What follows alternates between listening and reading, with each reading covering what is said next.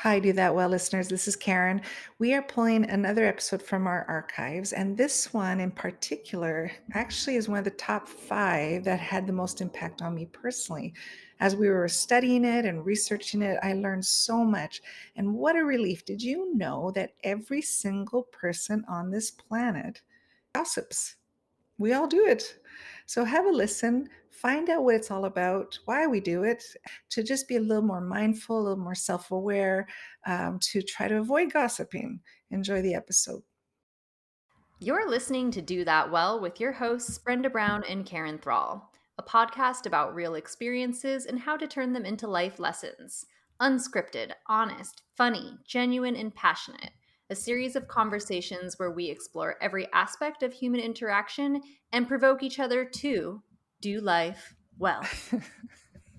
Gotta switch it up. Okay, so I read an article, and what's fun is the article I know it's going to help me be a better coach because it's a topic I'm not super great at coaching in, but I want to learn how to be better at it. At the same time, it also confronts me and helps me see areas where I can improve. So it's a win-win either way. So the article, which got us talking for this episode, the article is from Harvard Business Review, and its title is "Stop Complaining About Your Colleagues Behind Their Backs."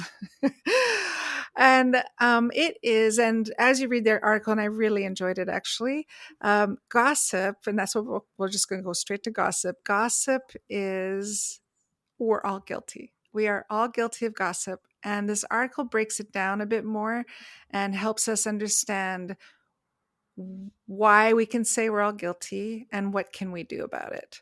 And it gives some really good tools. So we'll do our best to remember to put the link in the blurb. So that's what all I wanted to say to kick us off. Gossip. Here we Gossip. go. Here we go. Yeah, we've all gossiped at some point in time. So this is a good episode for all of us. So what is gossip? Well, gossip is if a person isn't present to provide personal feedback and you're talking about them, that's gossip. It's gossip. Why do we gossip? We gossip for social connection. We tend to do that towards members of our own group with our gossip. It's evidence to confirm our own beliefs. We gossip for the satisfaction of being right. There is a confirmation bias element in gossip, which we will touch on more in a moment. There's a flood of adrenaline and dopamine that comes from the satisfaction of being right, which is another reason we'll gossip, and why it is so addictive to gossip.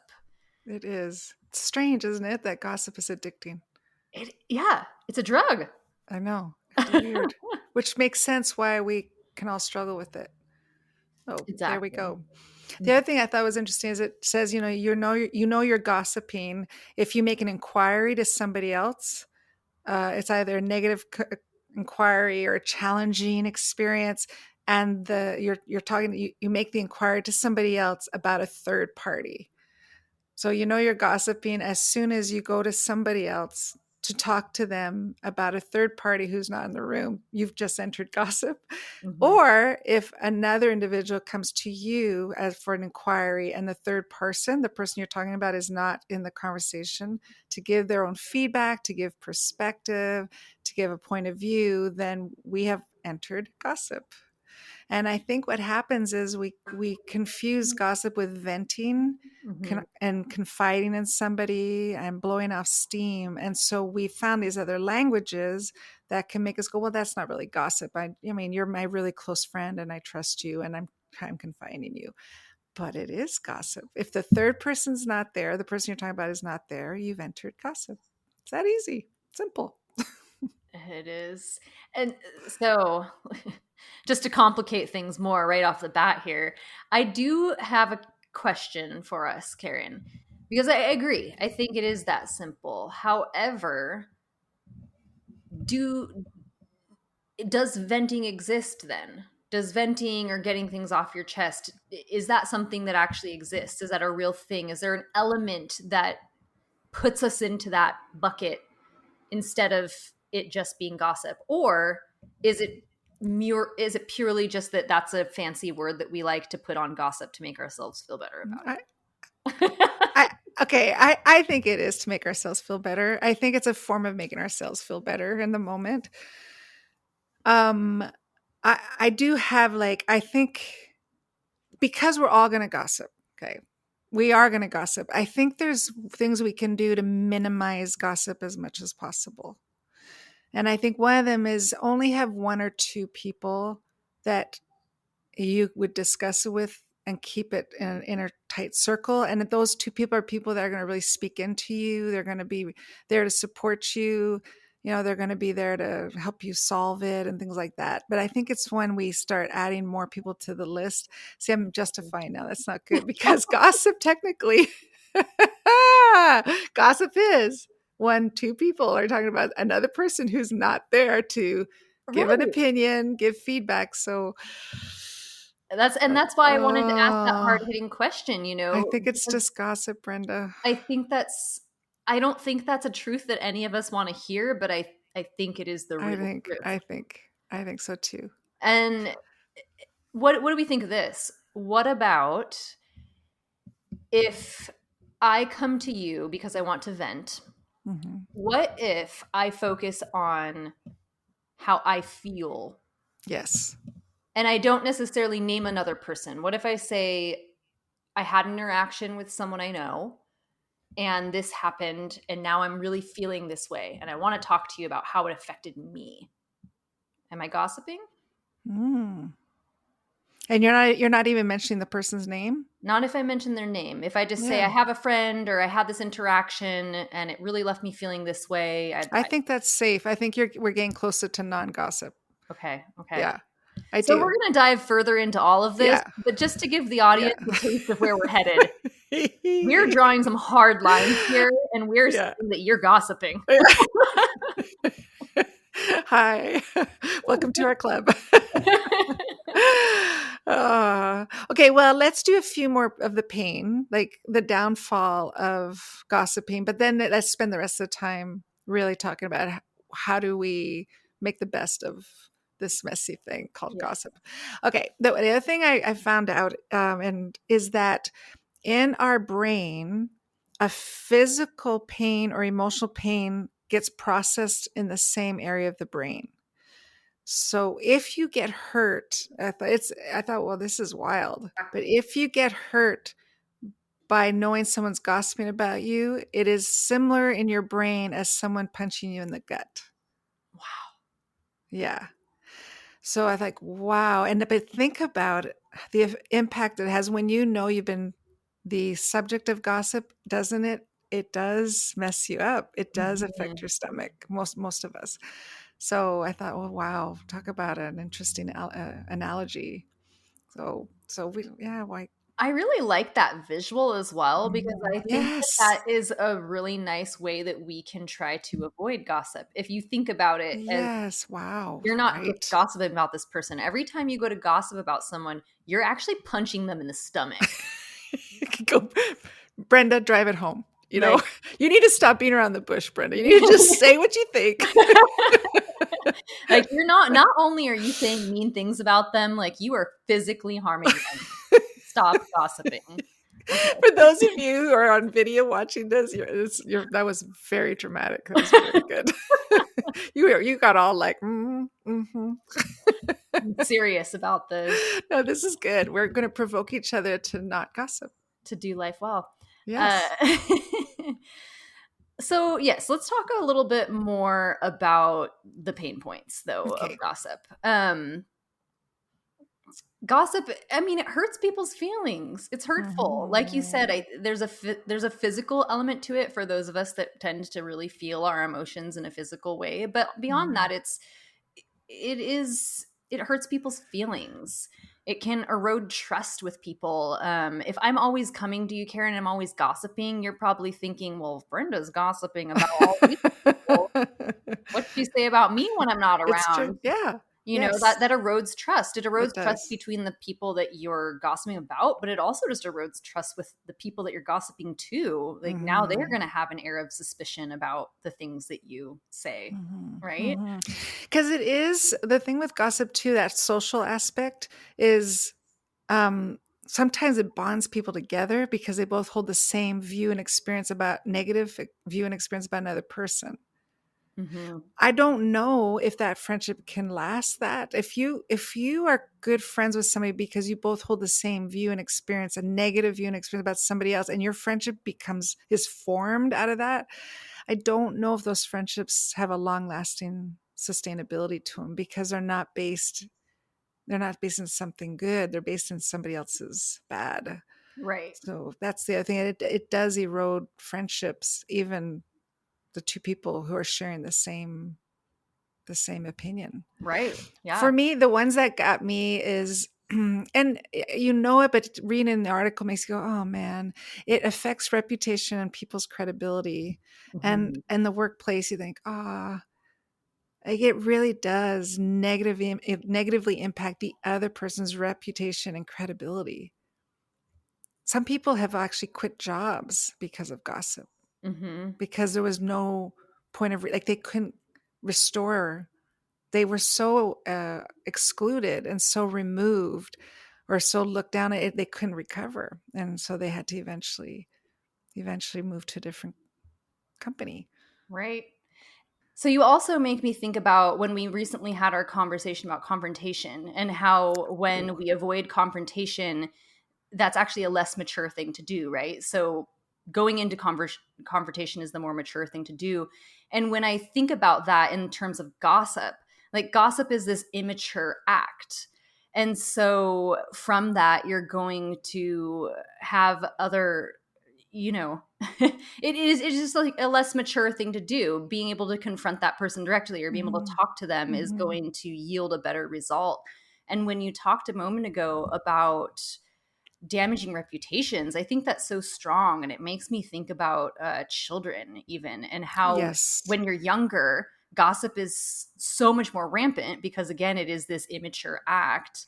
So when you're a younger person, you're gossiping so much, and the ways that it will damage people's Mhm. reputations and Mhm. that informs so much else about like your learning experience and your growth as a kid. So Mhm. Mhm. my mind just went to kids for It's a true minute there. because And I'm if you look at apologizing for that.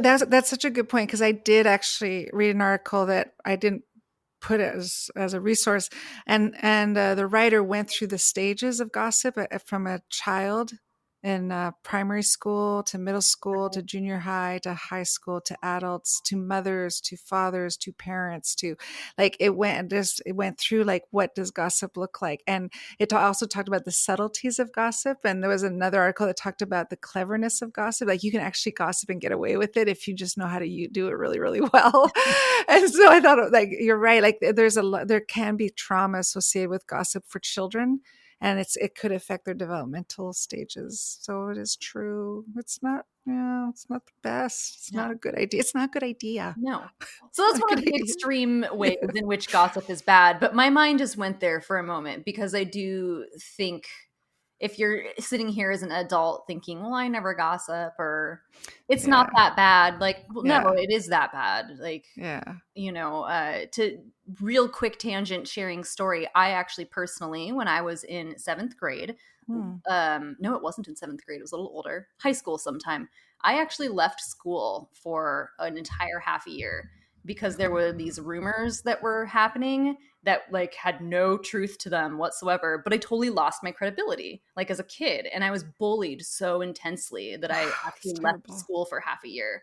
So that is like what gossip can do to little Wow. kids. Yes. Don't gossip. So like almost like in adult terms would be a medical leave. Right. So Yeah. you emotionally could not go to school. You Yeah, it couldn't was cope making me with going. physically sick. I was being punched in the gut Mm. every day. Oh, yeah, see? So, Hmm. just a little short sharing Yeah. moment But for you all. that's an important because it does your I really appreciate you saying how early it starts. No wonder why this is such a great topic for today because it starts in the youngest of ages. And then you look at parenting and how parents are affected when their child is being gossiped about. Like you can't, I wonder what your mom and dad were going through. Right. Like you would never know that because that's not something they would have shown you, but that just felt like a punch in the stomach for them. Right. And this is, It would be confusing to them. little kids that are just Yeah. venting or gossiping, or they're trying to create community. They 100% they were right. trying to create community. I was just on the short end of the stick, right? Yes. And do you know, I'm glad you said, because that's another downfall. And I know we're alluding to it. It strengthens bonds to be part of a club. So sometimes the person, it's at one person's expense, but it creates a bond. And so that bond has a falseness of community because it's a form of bond. The other thing it does is it also has a falseness of vulnerability. Because Mm, if I'm going to confine you, hey, I got to tell you about something that was so really upset me. What? Like, and that gossip thing sounds like you're vulnerable. right. Sounds like you're needing, and so it builds trust, false trust, and a false bond. False So, community, false bond, false trust. So, yeah, yeah. crazy. Mind Okay. blowing. No, it So, is. This is so good, Brenda. Thank you for sharing that. That's yeah. very sad. I don't like that. Okay. It happens, but I Hmm. am here to say that I got past it. Yeah, So, yeah. Okay, okay. I know we're sensitive on time, and we yes, we want to we want spend to talk all. about how Yes. you can turn Okay. this around. Okay. So, we're not going to gossip. How do we There. do how We're do we in. do that? Bye. We're just gossip is no longer in our vocabulary, but here's how you're going to get there. Uh, Here's how you're going to help yourself say that truthfully. right, exactly. So the Oh, first one is just say it. Just say you're gossiping if you're gossiping. If yeah. you're gossiping, call it gossip, name it. Don't try and put a pretty word on it. Don't call it blowing off steam. Don't call it venting. If you're not trying to find an actionable solution, if you're not trying to find your way to a confrontate, how you're going to confront, that's not a word, how you're going to confront somebody, then you're just gossiping. So Yeah. And I want to go back to acknowledge the it. venting because what I was trying to say earlier did come out quite right. So I'll tell you what Corey and I do. So on the venting thing. So, and I do this in coaching too. It's not about that person's name. It's about a type of person that has pushed my buttons, and I'm venting because it's a learning opportunity for me.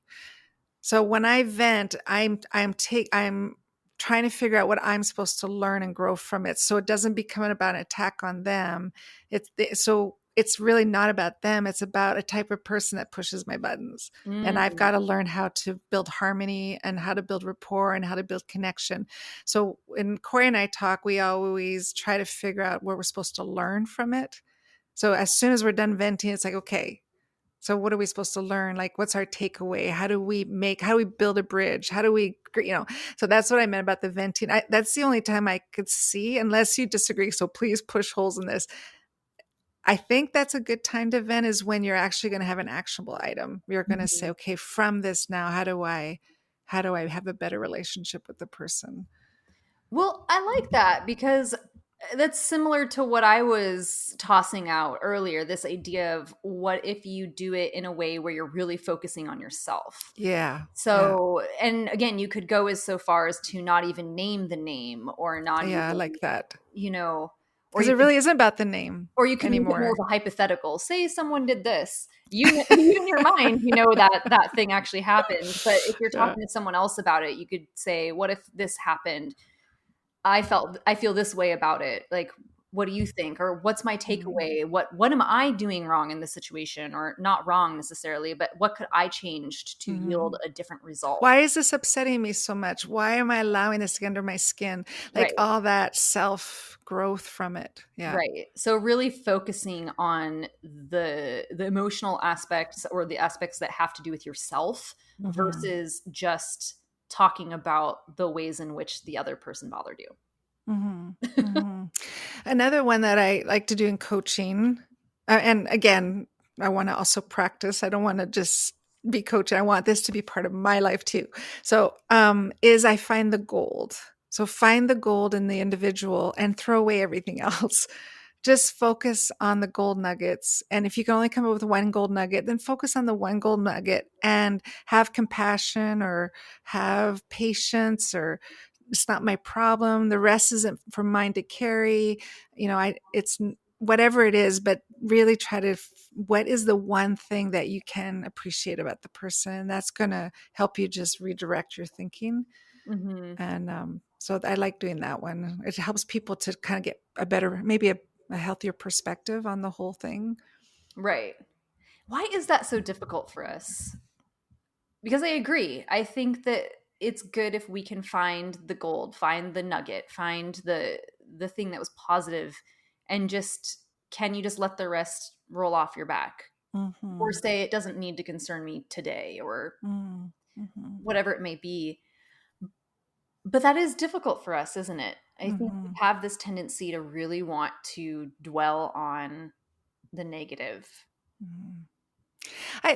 I mean, I know for me, as soon as my emotions are impacted, all the tools and resources and skills and they go out the window. So I know that once I'm feeling something, if I'm feeling hurt, or it's hard to say that, it's easier to just be frustrated than to go, wow, that really hurt me.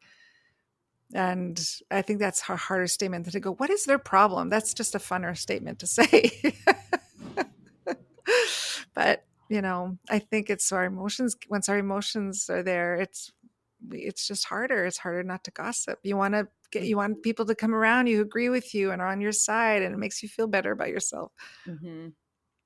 So what I'm hearing is it similar to confrontation again, that you want to make sure that your emotions are regulated before you Yeah. attempt to bring it anywhere Hmm. to And that's anybody. why, like earlier, about if you were to vent, there really shouldn't be more than one or two people, because you're trying not to gossip. Like you're really reaching out so they can guide you, or they can coach you, or they can help you come up with, which I want to tell you something that I love that they said here. That triggered this. So those one or two people, it's called pivoting. Did you say that already? The Mm, pivot? Okay. So the other thing they talk about is pivoting, and that is pivoting is coaching, brainstorming, or problem solving. So when you're going to somebody, that is the result of that conversation. So if you're going to speak about somebody else who isn't present to give their feedback, their perspective, their point of view, their insights, they're not there, then the role of that conversation is to go from that venting to a coaching opportunity, which is personal excellence, brainstorming opportunity, or problem solving. And the writer said, uh, problem solving, not problem confirming. So gossip is problem confirming, but a conversation that's really going to help you grow is problem solving. So that was mm. another pivoting. I like that. I like that. That is a good Mm-hmm. one. Mm-hmm. Another one from our readings Yes. is the tell me first policy, and I really liked that one. Mm-hmm. Um, so it's this idea of, if you hear someone gossiping, or if you know that perhaps there are some words being said, or you anticipate that they are being said about you, to say, hey, you can always come to me if there's something I've done, if I've bothered you, or whatever it may be. I'm like, my door's always open. You can always come talk to me. Like, I always want to hear your feedback, or Yeah. whatever that looks like in your own language, but really Mm-hmm. making it known to the people around you that you are open to have discussions. Mm-hmm. Yeah. And also it's practicing a culture with that. Like if you're somebody that wants tell me first, then practice tell me first, as role model it. Right. Let the people know, like, this is how you do it. Mhm. Remember when I told you I'm a tell me first policy? I'm okay, here it is. I got to tell you something. I'm going to tell you first because I'd want you to do it back to me. Right. So you practice it. And because to assume that people know how to do it, they may not know how to do it. And if you know how to do it, then man, people could really grow from you and from your example. Mhm. this is where practicing confrontation comes in handy. We didn't even mean to piggyback this episode I off the other know, one so so good. nicely, but they're so closely Yes. related. Yes, so good. So another thing is ask yourself, why do you need confirmation of someone else's behavior? Is it because you need to file a report with HR? Is it to help you understand how you might be contributing to the problem? Is it to brainstorm? So going back to that pivoting that you were saying, but Mm, really asking yourself, like, what's my end result? Why do I want to gossip right now? Like, mhm, why do I feel that I need to take this to someone else to be, to receive confirmation right now? mhm, And I mhm, think that's, if you listen to our podcast, you know that I'm a big fan of asking yourselves questions before you take mhm. action. Yes. That's like my go-to with most things. Like, what do I need to ask myself before I act on this? And I Mhm, think in the scenario of gossiping, that's again another important thing to do, is really ask yourself, well, why am I gossiping? Why do I need this mhm, confirmation? Like, mhm, what's the reason here? mhm. What a word, confirmation. I need to be confirmed that my negative view of this person is right. Hmm. And I'm guilty. Oh, I've done it. I'd be a total hypocrite and liar if I didn't do it. What is it? Why does that feeling feel so good? And I think it goes back to the adrenaline that we get. And I think that's what happens is it's actually a chemical in our brain that it's a temporary. Oh, and that was what they said. They said, imagine if you got a big chocolate cake and it was so good and you just ate it and ate it and ate it and it was just yummy, yummy, yummy. You just kept eating and eating and you had no limit to it. The next day you'd feel horrible. And that's the same thing that gossip has that same impact as eating a lot of cake and then your body feels terrible after. It's the same thing. So there's a chemical it it releases that if you confirm that I'm right about this negative thought I'm having, it's like eating chocolate cake, too much chocolate cake. So in the moment, you're going to feel amazing. And then later, you don't feel so good about it. When you think back on it, it's like, oh, I don't think I should have said that to that person. Yeah. And there's a level of maturity, like you said earlier in this episode, you said, like, there's a level of maturity when you don't gossip. And that's what we're calling all of us to, to join on this new, this new quest to really grow our maturity, our emotional maturity, our relational maturity with people. Hmm. I know for me, I think the one that I can see myself very easily starting to add to my repertoire is the first one that we mentioned, just naming it, just naming gossip. Mm. Mm-hmm. So I think it's okay, even if it's in the moment. Let's say you've already started gossiping, you're doing the thing, and you realize, oh, I'm gossiping. So rather than wait for that next day where the icky feeling is set in, just in that moment say, this is gossip. I'm gossiping, aren't I? Okay, I'm gonna reel it in. Like, I need to stop gossiping. It's Mm. okay to Yeah. admit that you're Yeah. doing something wrong. Mm-hmm. you know Yeah. But I It, like that one because I think that that's a really, and that also helps, normalize this culture of feedback. And mm, it also is another way in which you're saying that you would rather people just talk to you. So just naming that you're gossiping in the moment or recognizing it when you're doing it, it kind of ticks off some of those other boxes too, I think. mm. Okay, you know what mine is? I, I think the next time I'm going to say, this is melodramatic, but I think it will really it'll really jolt me. I'm going to say to myself, okay, you're about to ruin someone's reputation, credibility. Go. How much do you really want to say this? Ow. Like that thing of this is going to, you're about to punch someone in the gut. Go ahead. Like, no, shush.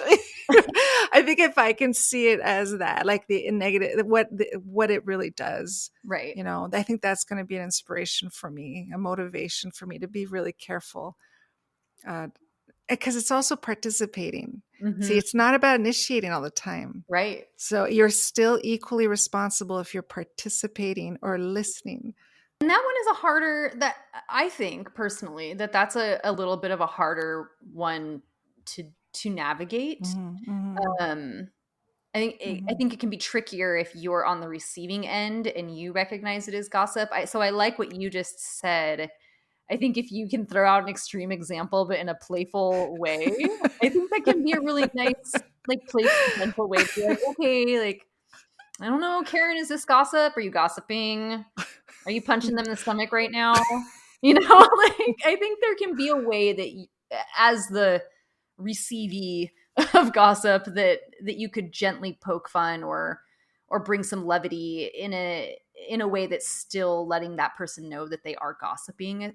A friend of mine, I overheard him having a conversation, and I was really interested in what he said. He said, "Oh, I have heard that before. I personally really like them." Mm, So in the gossip moment, I heard that before, but I personally really like them. You're not shaming the person. You're not there to be the gossip police and, give us handing out tickets, but you can still turn it. So I don't want to participate in this. So I'm going to shut down, but not, I don't need to shut you down. So that might be a really good way of doing it. I like that.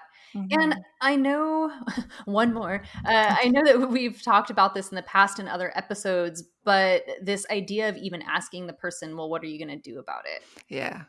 Yeah. I think that's a really good one to come back to as well. If somebody's bringing gossip to you, because you can start to guide them into that place of trying to make it more self-focused for themselves. So rather Mhm. than saying like, "Oh no," and then what did they say?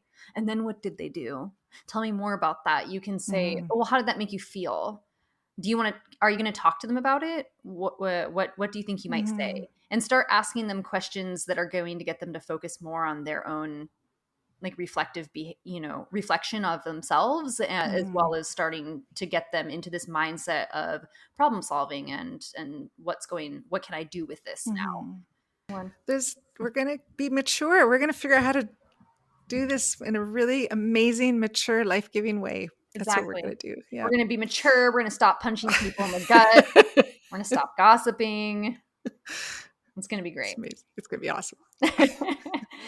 Well, that is the end of our time. As always, on Do That Well, we like to go deep in a short amount of time. So I hope you've enjoyed having this conversation on gossip with us, listening to our conversation on gossip.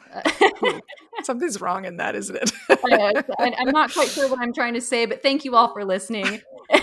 And we will be back next week with a new topic on Do That Well.